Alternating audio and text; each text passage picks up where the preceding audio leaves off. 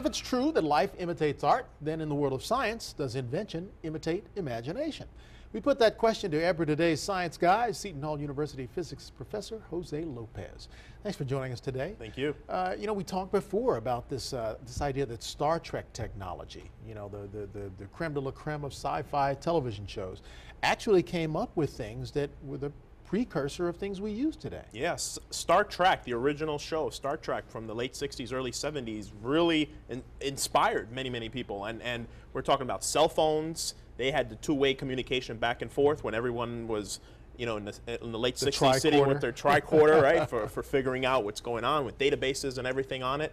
All that stuff, you know, even the medical beds with the special hookups and everything, all of that stuff did not exist 40 years ago. And it was inspired by Star Trek. Wow, that's no amazing. doubt. Is that something that scientists, I mean, in your world, do you guys still look at and say, well, you watch a sci-fi movie and say, we can do that? Well, I mean, when we're working in a science lab, and this is God's honest truth, you can talk to anybody working in science in any lab, we all sit there and we come up with something crazy and we're like, well, on Star Trek that would be possible, but probably not in reality.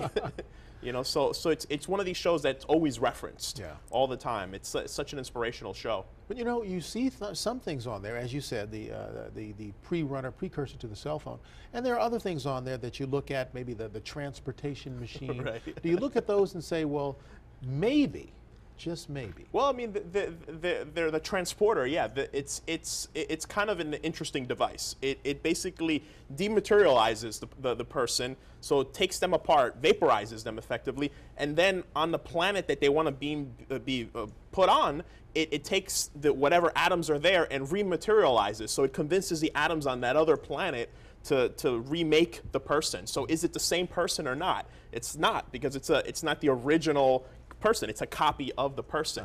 So that creates a whole lot of things. But there actually are basis for experiments that have been done. People have actually been able to persuade an atom in one place to act like an atom in another place. Wow. So that is possible, but you would need a tremendous amount of energy and storage information to transport a living being like a human. We should give props to Vincent Price for that, because in The Fly, they actually did that. Yeah, that in the movie The Fly, but we know what happened.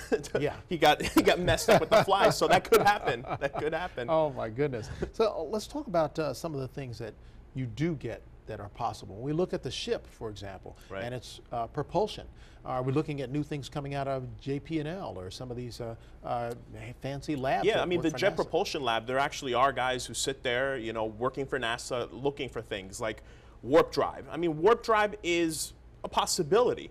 You know, we know, as we've discussed on the show many times, that nothing goes faster than the speed of light, but there is a way to warp space, to change the space around, and that's what the Star Trek Enterprise does. It basically warps the space around it, it changes the shape of space around it, and then it pushes it from the back. So that's a possibility of going faster than the speed of light. With the current engines we have, I mean, the fastest engines we have now cannot even approach the speed of light. But what Star Trek does is going beyond the speed of light. And in general relativity, Einstein's theory, there's a possibility, if you change the shape of space, that you can actually move a little bit faster than the speed of light. Wow. Let me ask you this, our last question. How much has Star Trek resonated in the classroom today when you talk to science students? How much of that comes into play? Well, when I first started teaching, it was all the time. You know, you'd get students would ask me, well, I saw this on Star Trek. Is this possible, like the transporter or this or that?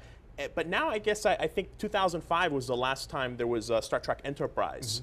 And now that it's kind of some students have seen it and stuff like that, but it's been on reruns for a while, so we're kind of losing the momentum. Yeah. So it is a generational thing. It's a generational thing too, but now, yeah, definitely, it's not as popular as it used to be. Yeah. Now, we were talking earlier. You had your favorite captain of all of the series, Picard. Picard, because Star Trek, because he cared about the people, and he cared about. He was a wise man. You know, Captain Kirk was a wonderful guy, but he was.